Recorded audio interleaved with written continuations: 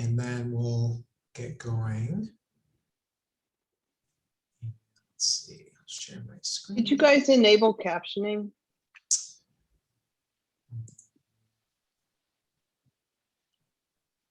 Enable auto transcription. Thank you. Perfect. Excellent.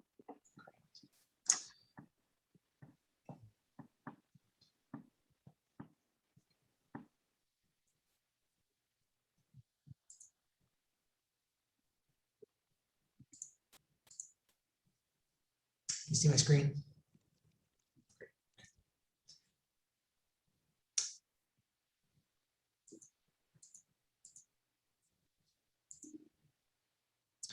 Hello, everyone. As you're signing in, we're just going to wait a couple more minutes to allow folks to sign in, and then we'll get started.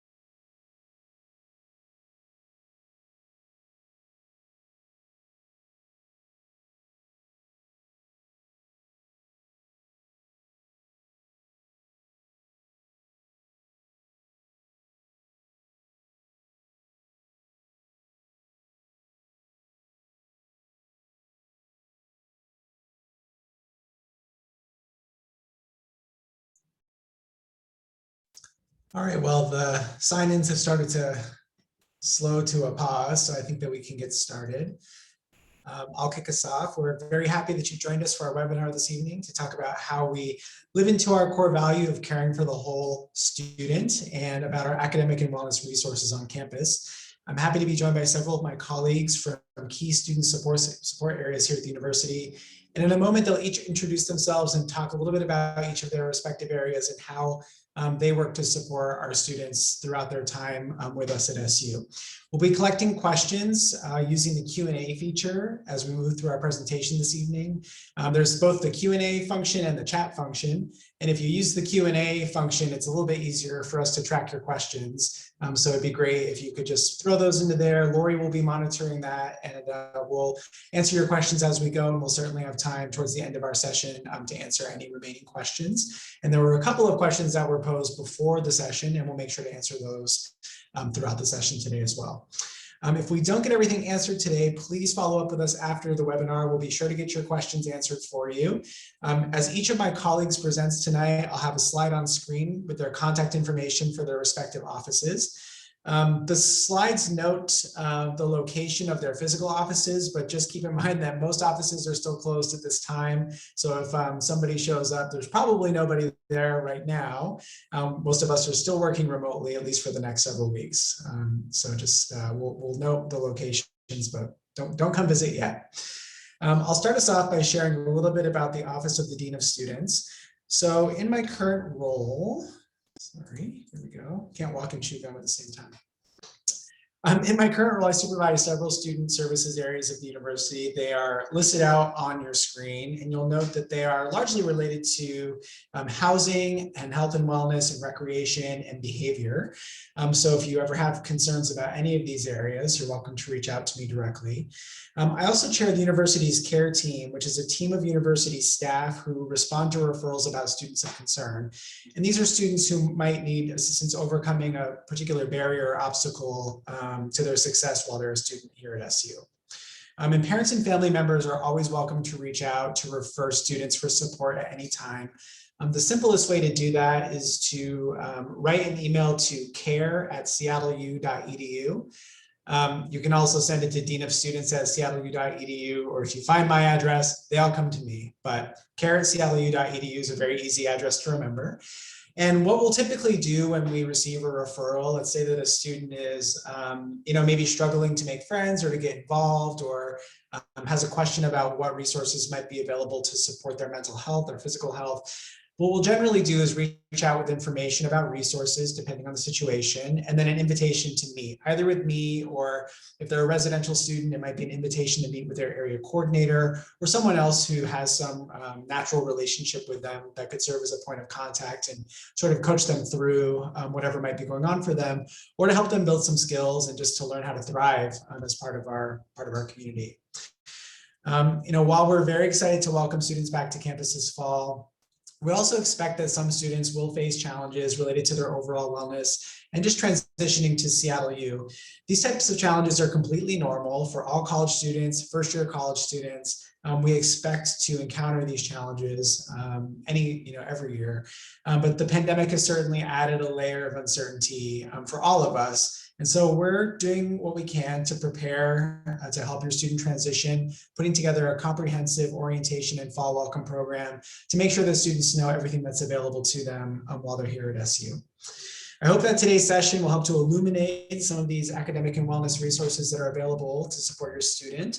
And again, in a moment, you'll hear from my colleagues from these different areas. They're all very committed to caring for and supporting your student and making sure that your student has a full and vibrant experience here at the university. You can be reassured that we're here for you. And again, if there's anything I can ever do to help support you or your student, feel free to reach out. So now what I'll do is I'll introduce each of my colleagues one at a time to talk about their respective areas. And again, we'll keep track of questions in the Q&A and look forward to answering your questions throughout the session. So with that, I will transition to Dr. Felisa Gadero of Counseling and Psychological Services. Hi, everyone. Nice to be here speaking with you this evening. My name is Felisa Gadero, and I currently serve as the Associate Director for Counseling and Psychological Services. We're known as CAPS on campus, and we provide therapy services for enrolled Seattle University students. I've been with Seattle University since 2009, and in this current role since 2012. Hard to keep track. So I'm going to provide you with a bit of an overview about our services. Our main services are therapy, individual therapy, consultation, and case management. At this time, as James mentioned, we are working remotely, and that's really become the standard of care actually for the provision of psychotherapy over the course of the pandemic. We use a secure platform with Zoom for healthcare. And that's worked out really well. We've actually been pleasantly surprised to find that a lot of students, it just works better for their access to services, as well as there are some students who just feel more comfortable not actually being in the physical office. And so it just fits better into some people's schedules and lives. I will note that for therapy services, both the client and the clinician need to be in the state of Washington, because our clinicians, and there are 6 of us, we're licensed by the state of Washington, so we can only provide services in the state of Washington. So I'll get to it later, but for students who are currently outside the state of Washington or who are interested, we can provide referrals for off-campus care. We provide short-term therapy. The average number of sessions is about 5 or 6 sessions. And for students, again, who are seeking something more ongoing, we can provide referrals to them off campus. All services are free of charge. We don't do any billing and have nothing to do with insurance or any sort of fees. As I mentioned, there are 6 licensed clinicians on our team, and everyone is trained to be a generalist, which means that we've all gotten experience and training on treating a variety of concerns. And students not only come in with academic concerns, but often our top 3 presenting concerns are anxiety, depression, and relationship related concerns. But we certainly see many more questions and concerns with students of all sorts of different backgrounds and ages and different programs across the university. To make an appointment for any sort of services, we ask that students just call our front desk number, and that information is on the slide. And they'll speak with our front desk staff, Stephanie, who is lovely and very friendly. And then she'll get them started with gathering some brief information and then moving on from there to set up an appointment. I'll move on now to talking about consultation. If you are concerned about your SU student or even another SU student, we are happy to consult with you. Certainly James's office is a great place to start for services and resources across the university. But our team is available if the consultation question involves something to do with mental health, with resources that might be available in the community, services at CAPS, or even a common question we get is helping parents and supporters of SU students figure out where is the best place to seek services, because sometimes the different choices can be overwhelming or confusing, or just a lot of options. So again, just like students who are calling in for an appointment, we ask that anybody who is seeking consultation just call our office and let Stephanie know that you'd like to receive some consultation, and then she will coordinate a time to speak with one of our clinicians. And we usually just go with whoever is available first. And then lastly, I want to talk about case management. So as I mentioned, for students who are seeking care off campus, and that could be for a variety of reasons. For some students, it's that they need specialized care that we don't offer. Because typically we see students once every few weeks. And as I said, it's a short-term therapy model. So for students who are seeking ongoing care, or perhaps have a need that we don't address or can't address in our office, something like substance abuse concerns would be a popular example. Then we provide referrals for those students off campus. And the way that works is, again, all roads go through Stephanie. And you can just call, or the student can call and ask for referrals off campus. And then she gathers, again, some brief information. And then one of our clinicians will reach out to identify providers in the community that would fit the criteria that the student has noted. And then we follow up with an email with all of the contact information and any other information needed regarding those referrals. I should also note that pre-pandemic, we really only did referrals for mostly around the Seattle University area, but over the course of the pandemic, we actually were able to create more global and national resources. So now we are able to help students really almost wherever they might be. So that's been actually a really cool outcome in terms of getting people connected to services. And then lastly, I'll just mention our web page is there, and you can see a lot of information about seeking services and more about our office. Our staff picture is on our web page, as well as information about the Sanvelo app, which is an app designed to, it's a self-help app designed to help folks with managing anxiety and depression and stress. And so it's free to anybody with a seattleu.edu email address. And more information is on our website for how to start an account. But a number of students have reported that it's been helpful, a number of staff and faculty as well, actually. So I want to mention that in case that's of interest to you or your student. All right, I will close up there and pass it on to the next person. Thank you, Felisa. All right, I'd like to introduce Tara Hicks of the Student Health Center. Oops. Tara. Good evening. Thank you for joining us tonight. My name is Tara Hicks, and I'm a nurse practitioner, and I serve as director of the Student Health Center. I have been at Seattle University for about 10 years now.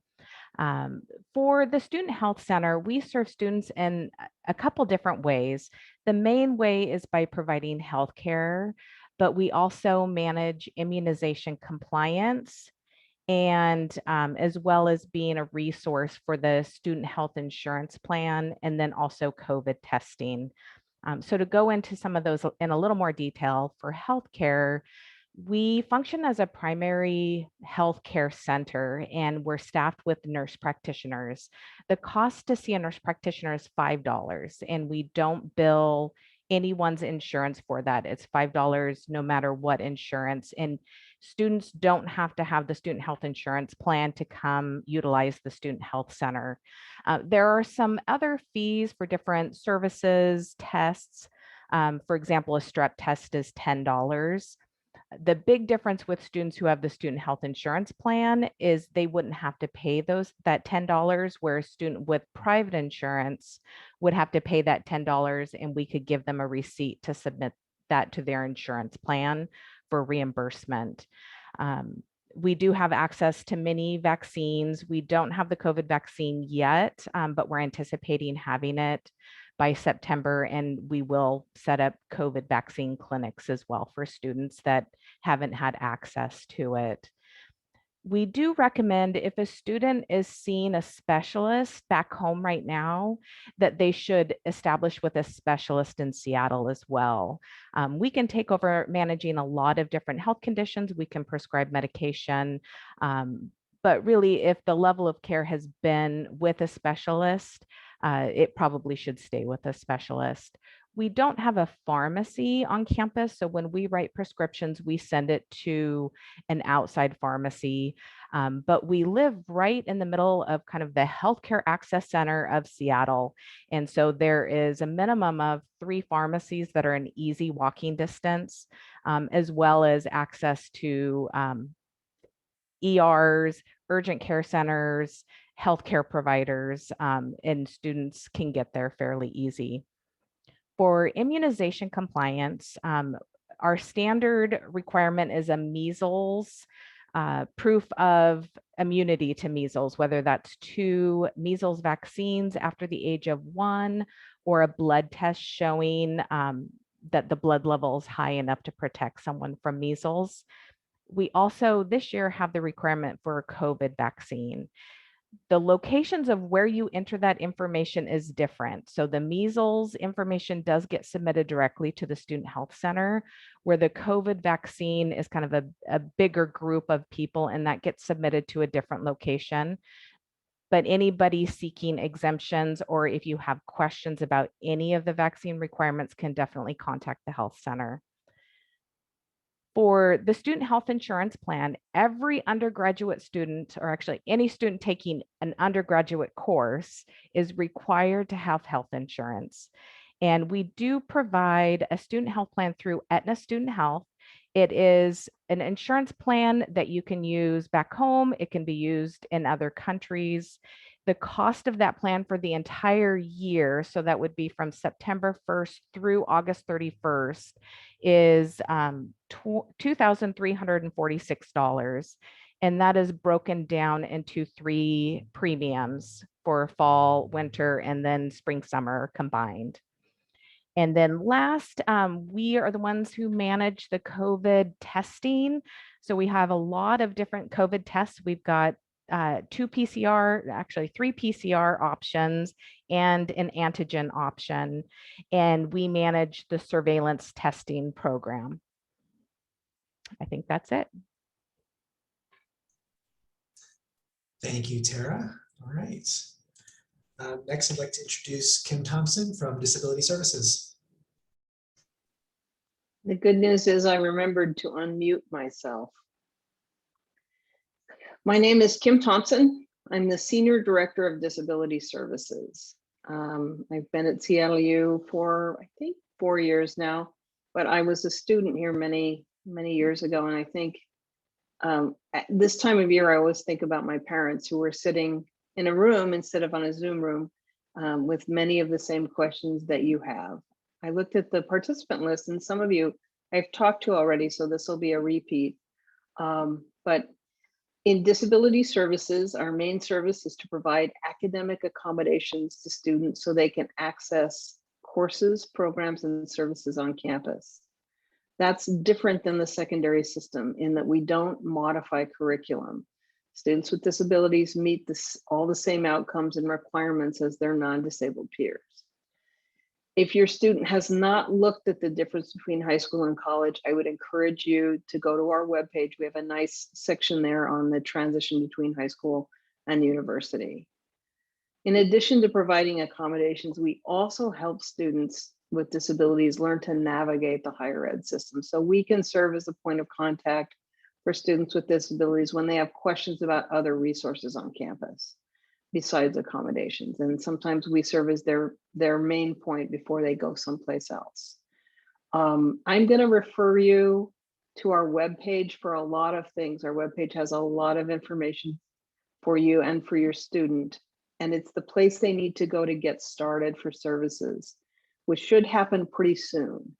So if your student is thinking about registering for services with our office, they should go to our website and click on the Getting Started tab, where there's lots of information. They'll need to fill out an application for services. It's fairly easy, and then we will contact them and set up an intake. Right now, everything's on Zoom. We'll probably still have many remote appointments in the fall. We will be partly remote and partly in person for the fall. I'm not sure, as James said, I'm not sure what that's going to look like, but whatever it looks like won't happen for a couple of weeks. So we're not in the office fully yet, but we will be in the fall to some degree. And going to the website is the beginning point. So go to the website, click on Getting Started. If you or your student have any questions, our very friendly person at the desk is named Valerie. And you see the phone number on the slide. Valerie can connect you with the right person or the right link to get started if you have any questions. And that's probably it for me. Thanks, Kim. All right. Next, I'd like to introduce Angie Jenkins from Learning Assistance Programs. Great, thanks, James. Good evening, everyone. Thanks for joining us tonight to hear about some of our available resources. My name is Angie Jenkins, and I am the director of our Learning Assistance Programs office at SU. As of next week, I would have been at SU for 16 years, so the time is just, it's flying. So seen lots change and lots grow while I've been here. So just want to express appreciation for you all being here with us. So I, always joke that I could give my 5-minute spiel about LAP or my 2-hour spiel. So for the purpose of this time, I'm going to give you, the 7-minute spiel, knowing that, like Kim said, I would definitely encourage you and your student to go to our website, look at things in more detail, and then feel free to reach out to any of us. So even though my name is on here as well, we have our learning specialist, Melissa Pico, on there as well, and Mickey Raymond, who is the coordinator for the Learning Commons Partnership, of which Learning Assistance Programs is one of those. So you can reach out to any one of us, and we'd be happy to answer questions. So the way I like to talk about our resources, well, first I like to dispel a couple myths. First is that our services are meant to be for students who are struggling. That is not the case. It's for all students. In fact, we encourage students to be proactive with accessing our services. Don't wait until they get the grade from this chemistry exam and realize, ooh, I should go in and get help. Instead, it is, come in, see what resources there are, and we're there to support them through the entire process. So we have students who are using tutoring and study groups who are getting straight A's, and we have students who are, yes, there are some struggles. So it's the entire spectrum. So we just encourage students to be proactive, to use the services. The other thing is, like many of the other services mentioned, our resources are free of charge, or like, as we like to say, it's included in tuition. So there's no fee out of pocket for students, so they can access those resources. Then in terms of the resources that they can access, I like to talk about it in terms of content support and strategy support. So content support, we offer tutoring or facilitated study groups for various subjects in the areas of math, language, science, nursing, math. We used to do some business, but we've made some changes because there's additional support in Albert. So work in progress, but in those particular areas, there are specific courses that we offer tutoring or study group support for. Again, would encourage your students to dig deeper into our website to see what those specific courses are. And I should say that all of the content support are through peer support. So it's students who are offering those resources to their fellow students for various courses. So just wanted to clarify that. The thing about that content support too is for students to think about, do I want this on a drop-in basis? Like I just have a couple questions right now and then I'm done, or is this something that I want on an ongoing basis? So depending on what their needs are, they'd want to look at scheduling an appointment or just dropping into the available resources that we do have on right now. Like the other services, they're completely remote, and then we're figuring out what the fall is going to look like, a hybrid version perhaps, but right now they're continuing to be 100% remote. Also with the content support, students can decide if they want it to be a one-time thing or a recurring thing. So with some of our resources, they're one time and then they're done. Others, it's for the entire quarter. They sign up for tutoring, it's on Tuesdays every week for the entire quarter. So it just depends on what their needs are. If they're not wanting content support, but they're looking more for, I need help with transition into college, or what does college type reading look like, or organization, time management, so what we call strategy support, then we also offer that on an individual as well as a group basis, as well as a drop-in or an appointment base. So again, students need to think about what are my needs and what will best meet those needs in these particular areas. Again, looking at our website for those. I highly encourage students, if they are not sure about what it is that they need, because sometimes students will immediately think, oh, I need help, I need tutoring, and that's it. But when we get to talking to them, we realize actually you need some help with organizing your schedule or with learning how to read this particular content. So we really work with students to look at what are my needs to be successful academically. And as you'll hear from many of us as we're talking through helping your students to get ready for coming to SU, we talk a lot about supporting the whole person. So when a student comes in for tutoring or strategy support, we might hear that there are other things that are going on with them, and they're working with CAPS, they're working with disability services. And so we're really looking at how do we support them holistically to help them to be successful in their time here at SU. So that's a big overview. Again, I know, like I said, that's the short version. If there are questions, feel free to email me or visit our website and we can offer some additional information. So thank you. Thank you, Angie. And last but certainly not least, and a name that might already be familiar to many of you, is Lori Prince, our Director of Parent Family Engagement. Lori. Thank you, James, and let me add my welcome to everyone as you join us tonight to learn more about our services. As James said, I currently serve as the Director of Parent and Family Engagement. I am the office, so I am the person that answers this phone and these emails that you see here. I've had the opportunity to work at the university actually for 34 years in a number of roles, a number of decades in orientation, so I've certainly spent a lot of time with students and families in transition. And about 5 years ago, we created this office to focus on outreach to you, because we have really come to understand how important parents and families and supporters are to a student's success at the university level, not just at the K-12 level. It's a different kind of engagement and support that you offer at this point for your student, but you are nonetheless a very important element in how they will be a successful student at Seattle U. So my office will reach out to you in a number of ways to help make sure you understand what's going on at the university. We have a monthly newsletter where I'll maybe talk about certain offices. Certainly some of my colleagues on this webinar with us have been supportive in providing information that's important to you to know about, so that you can encourage your student to use it. We actually kind of use you as a tool to get to your students sometimes to help them understand what's here for you.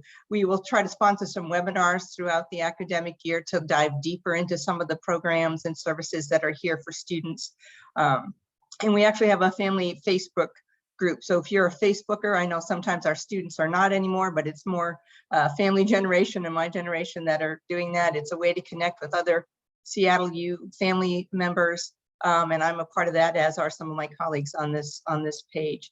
My office also sponsors our once-a-year family weekend program, where we hope to invite you back to campus again as COVID is changing by the moment, it seems, particularly this week.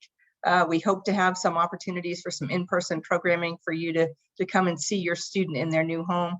No matter what, we'll provide some virtual ones as well, since I think we've all learned that there are things that we can take away from this virtual world that can be supportive of us in our work with our students. And particularly since you are not folks on campus, even when we're in person, that's a way we reach out to you, primarily through the website. And again, much like my colleagues, our website has lots of information about university resources, about student transition. It's a big process, not just for you, but for them as they start at a university, even in a normal year. So if you have questions about things that might be happening for them, just related to that, you might find some resources on my page there. And if you just can't remember what everybody else's office does that you heard about today, or as you have learned about over the course of the summer, please don't hesitate to reach out to me. I'm your first point of contact, hopefully, when you don't know where else to turn. If I cannot answer it, as I said, I've been here for many years and I work very closely with everybody who's on this webinar today. So I can reach out to them or other colleagues to try to make sure that we get you the right information that you need to be the best support for your student. I'm also the proud parent of a Red Hawk alum. So I have been on this journey on the other side of the fence. And let me tell you, I do this for a living, but I had to take my own advice when my son was in school. And I know that it is a joyful time for you as a parent, but it's also an anxiety producing time as you launch your student into this next level of their life and their emerging adult life. It's a time of great joy for all of you. And if we can be supportive of you as well as them along the way, that is what we are here for. You are members of our Red Hawk family as well. So welcome. Thank you, Lori. All right, so I've stopped sharing my screen. So let's see if we have some questions here. Lori's typing an answer to this question. Is there a tentative date for family weekend? It looks like it's October 22nd to 24th. Is that right, Lori? Yes. Great. Okay. And Lori answered all the questions. You've been on it. Actually, my colleagues answered it. Thank you. Great. To the field. Credit where credit is due. Well, we have some time for any additional questions that you might be wondering about. So feel free to put them in the Q&A, and I'll give a couple moments to see what might pop into there. I think a question I'll pose in the meantime to Tara is, can you give us a 2-minute overview of what to do to waive out of the opt-out student health insurance plan? Yes, I kind of skipped over that part in my summary. So we have an insurance broker named JCB, John C. Breckenridge Insurance Company, who actually manages the waiver. And there is a link on the Student Health Center website that gets you into that waiver. To get into it, the student would use their SU email, and I think that they use their password or they create an account with that email, but it has to be a Seattle U email. And then really all that happens is you enter insurance information, you have to upload a copy of the insurance card. And most of the time, immediately you find out if that is accepted. What happens is the information is submitted, it hops over to a clearinghouse to say, yes, this insurance exists. Yes, this person has this insurance. Yes, this insurance meets the criteria, and gives that automatic, yes, this is approved. You want to make sure you get that actual approval by the deadline of September 30th. If there are any complications and things are getting in late, just contact us and we'll help you out with that. But it's a pretty easy process. You have to do it every year though. So once a waiver is approved, we will apply it for the rest of the academic year. But then next fall, you need to do it again. We do not carry it over to the next academic year. Thank you. I think that was even exactly 2 minutes, so that's great. Thanks, Tara. I wanted to provide a little bit more information about a question that was answered in the earlier Q&A about on-call coverage for mental health emergencies on the weekend or after hours. And in addition to the information that was shared around some local resources, Crisis Connections and the 24-hour crisis line, I just wanted to make sure to reiterate that we also have Housing and Residence Life staff on call evenings and weekends. And they're not clinicians, however, they are available to respond to emergencies in the residence halls, including mental health concerns, and to provide some immediate support and intervention for students, and if necessary, to help them get to a escalated level of care depending on the circumstances. So we always have someone around to help, but for the nights and weekends, it's primarily the area coordinator staff and Housing and Residence Life. All right, we have an open question. Is the student health insurance comprehensive? Our daughter has health issues and we wonder if we should keep the insurance we have. Back to Tara. So it is comprehensive. I strongly recommend comparing the two plans, not knowing what the family plan looks like. One may be better than the other, but it is comprehensive. There's a $100 deductible. And then once that deductible has been met, when seen by preferred providers, it's an 80-20. So insurance would cover 80%, and then there would be a co-insurance of 20%. And there are some exceptions in there for a doctor's appointment. It's going to be probably a copay rather than the co-insurance. But we do have the full insurance brochure on the Student Health website. It's still the 2021 plan, but it hasn't changed. As soon as I receive access to the 21-22 plan, I'll post that. But you can really look at the 2021 and have a pretty good idea of what the insurance covers. Great, thanks, Tara.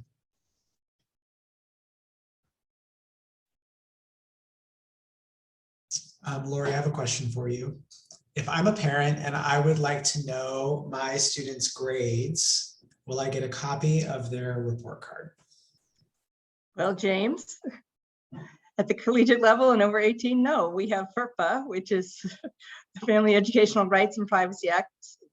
That information does not come to family members in any typical way. We would hope you actually would have that conversation with your student. I know it was a conversation I had with my son about our expectation about receiving communication related to grades, bills, etc. But there are forms, much like everything else, to gain access to some of that information. But again, we hope at this level that those are adult conversations you're having with your student in terms of their sharing those things with you without needing to get that access via a form. And it is the student's right and responsibility to provide that access should that be how you proceed. What did I miss? You're more of a FERPA expert than I am. Okay. I think it's important to note that the form you would fill out if you wanted disability access information from us would be a different form than the one you would fill out for grades. You would need to fill out a form specific to our office from our office if you were, or your student would need to fill it out. And that might be true also for other departments. So it's not one form for the university. Yes, the release of information form process could be its own board game. There's a lot of different forms. So it's always good to just ask if there's an individual process for each area. Felisa, for CAPS, if I was a parent, not a parent, but if I was a parent and I wanted to request services for my student, could I call and request services for my student? No, you couldn't. You could call and find out information about our services, but no, in the CAPS office, all students have to make their own appointments. And as we are a healthcare setting that is governed by the state laws and the Department of Health in Washington State, all of our records are confidential. And if a student wanted us to release information to like another care provider, for example, then we would need another form, another release of information to do that also. And then while I'm talking, I will, because like Tara, I just realized I failed to mention something earlier, which was that we can only see students once the first day of classes has started. So we couldn't see, for students who are incoming, we can't see them right now because we get that question a lot actually. But after the first day of class, then we are legally covered to provide services, but we can't do that until they've started. Case management, however, is a little bit different. Sometimes students are looking to set up services in the Washington area before they arrive in the Seattle area. That's fine. That's something that we can assist with. We can do that over email and phone, but we just can't start seeing students for therapy until the first day of class is passed. James, you ask such good questions that I want to jump in with an answer for DS as well, which is you can't request services for your students in disability services either. However, if you were to call me, I would and have done a lot of coaching parents on how to have that conversation with your student. It's sometimes students in terms of disability services, they've received, it's been done to them and for them by the school district, and they sometimes don't know how to ask for it. And so, and having that conversation for parents can be difficult with the student. And we have kind of suggestions on how you can coach your student and help them become that adult. It is a process. And again, there's some information on our website, but don't ever hesitate to call me. And as a parent, I understand that it's a difficult road to negotiate. So good questions, James. Thank you. Similarly, if you were to send a referral to the care at Seattle U address, or if we were to speak on the phone and you were to share information with me, and you said something like, but don't tell them I called, which happens, we can work that out. I'm good at cold calling students and not saying why. I mean, they're often very suspicious and sometimes they figure it out. But we'd rather you reach out and we can sort of negotiate those things, or we can talk with you to Kim and Lori's points about how you might also circle back with your student, or we can sort of partner on what information could you share with them, what might I share with them, and ultimately give them what they need to move forward. There was a question about the My Seattle U student account and when bills will be visible. And I don't know, so I looked it up while we were talking. So it looks like it says mid-August, notifications will be sent to students as to email addresses for those who have registered for fall quarter classes. It doesn't give a specific date, but the tuition bills are due September 20th is the date on the billing website. I'll also mention, to Tara's point earlier, that you will see the insurance premium on the bill. Waiving out means that we remove it. And so if you're planning to waive out, if your student's planning to waive, there may be a period of time where the premium is on the bill and hasn't been removed yet. Is that right, Tara? Yes, give it about 2 It's opt weeks. out. Yeah, so it takes a little bit of time to get off, but it will get off. Yeah. And if it doesn't, give us a call. Yeah. When is the waiver due? Waiver request? September 30th, September 30th. but the sooner the better. You need to actually go in. And this is another hard thing. Right now, you won't have access to the waiver until after your student has registered for their fall classes. And that's another 2 weeks is the magic thing when it comes to the student health insurance. So give it about 2 weeks after your student registers for their classes, and then they should be able to create that account at JCB. Thank you.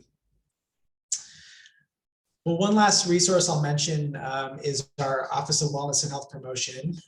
And that is an office that has a professional staff member and 3 half-time graduate assistants. And their website is great, also full of wonderful resources for students to help them promote their overall wellness, information about alcohol and drugs, healthy relationships, sleep hygiene, really important for college students. And a lot of proactive things that students can do, a lot of sort of self-help assessments and information about SU resources and off-campus resources as well. They also host HAWK, which is an acronym for Health and Wellness Crew, which are a team of peer health educators. And so if your student is a student who's particularly interested in health and wellness, that might be a leadership opportunity that they might want to pursue sometime during their time at SU. So I really like Angie's point earlier about how their services are not just for students who are struggling. And I think that's really important that, we really emphasize that students can take advantage of all of these resources when applicable, and to build skills and to equip themselves with the tools that will help them to thrive. And it doesn't always have to be because there's an obstacle or a barrier necessarily. So with that, anything else from the panelists? There's no more questions, so I think we can start to wrap up. All right, well, I know that we're competing with the Olympics tonight, which is what I'm going to go and watch in a little bit here. But we appreciate you joining us tonight and your partnership as family members and supporters of our incoming students. We're very excited to meet them and to meet all of you and to help you along this journey over the next several years. Again, our contact information was on the slides. You can always reach out to any of us if there's a question that we didn't get to answer tonight or something that you think of after our session today. And I'm sure we'll have other opportunities to engage with you over the summer and of course, as we welcome your students in the fall. So thank you all for your time tonight. Thank you to our panelists, and we'll look forward to seeing you soon. Good night. Good night.